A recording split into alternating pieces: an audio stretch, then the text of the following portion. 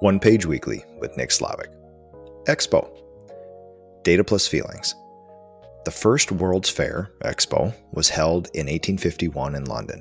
It attracted 6 million visitors and had over 13,000 exhibits.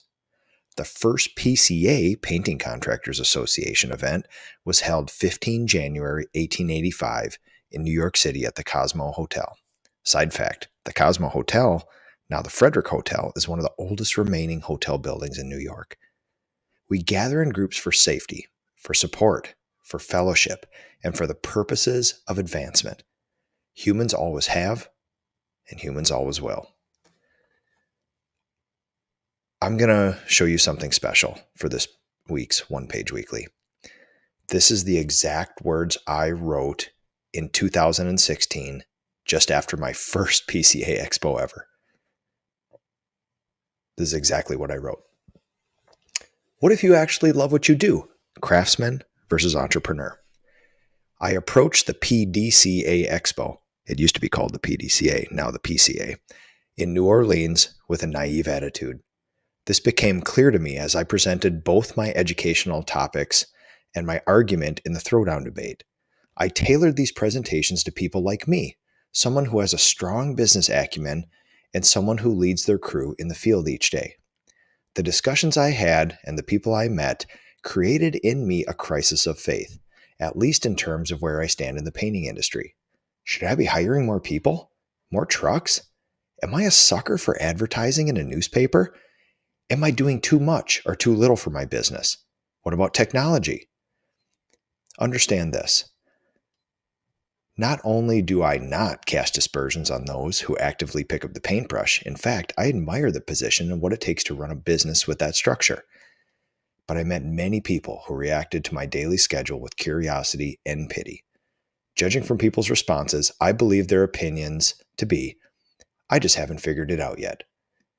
I keep normal hours during the day to practice my craft with my apprentices, all the while maintaining the necessary business obligations in the other hours.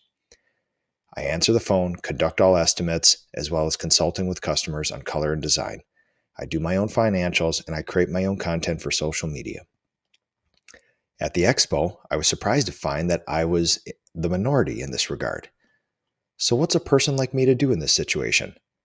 Should I reconsider my role in my company? Am I needlessly toiling?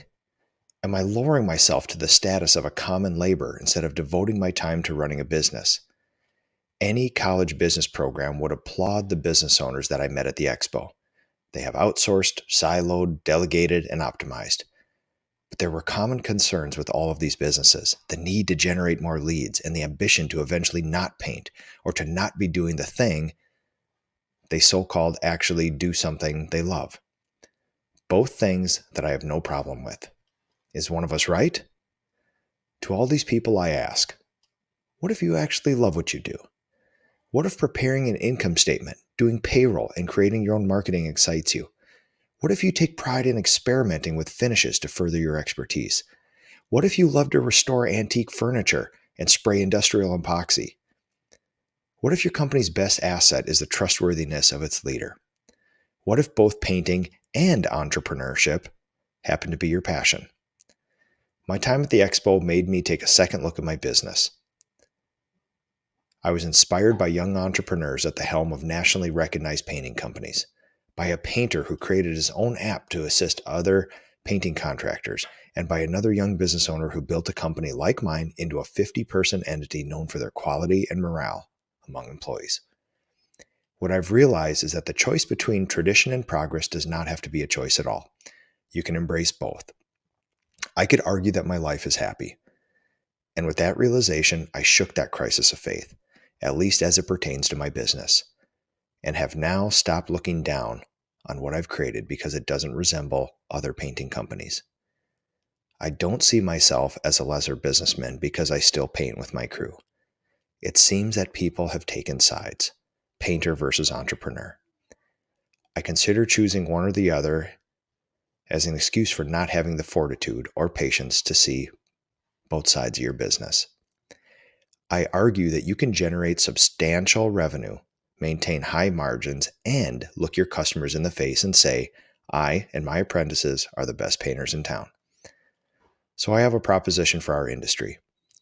Instead of judging the success by price per lead or market capitalization, judge your company by these 3 questions. Can your customers find another contractor who creates a finer finish than you? Do you have the happiest customers? Can you call your life happy? I consider these non-negotiable fundamentals. All else will follow. It's been pretty interesting seeing my own thoughts from about 10 years ago. So fast forward 9 years later today.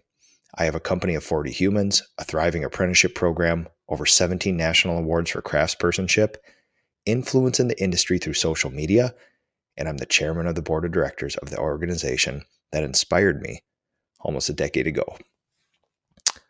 I've met the most important humans of my life at the Expo. I'm the husband, father, craftsperson, and entrepreneur I am today because I took a chance, booked a plane ticket to some mysterious industry event, got out of my comfort zone as an introverted, passive-aggressive Minnesotan, and attended the PCA Expo. When people ask me why join the PCA and why come to Expo, I find it to be an impossibility to tell them in any succinct way as to why. My life story is a testament to this organization and to this event. What usually comes out is this. If you go to the Expo and your life isn't changed, you come find me and we'll talk. See you at the Expo, friends. This has been One Page Weekly with Nick Slavik.